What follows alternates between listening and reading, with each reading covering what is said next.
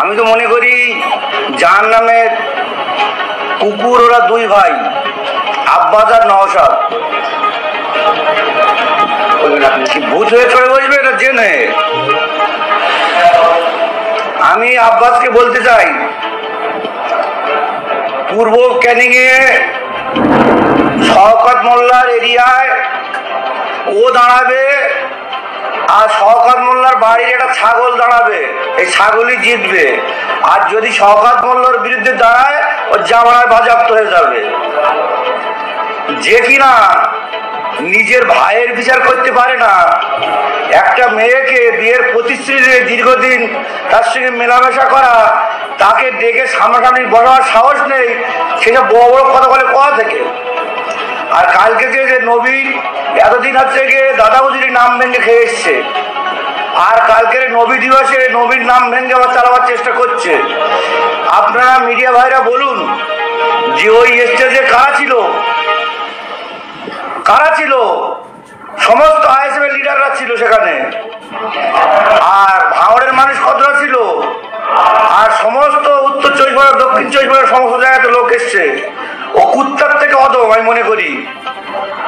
এটা 21 সাল পাইনি, এটা 26 সাল। তার পূর্ব আমরা 24 সালে দেখিয়ে দিয়েছি। ওরে ন্যাজে গোবরে করে এখান থেকে ফুলপুরে পাঠাবো, এটা আমাদের দায়িত্ব, ভাঙড়ের মানুষের দায়িত্ব।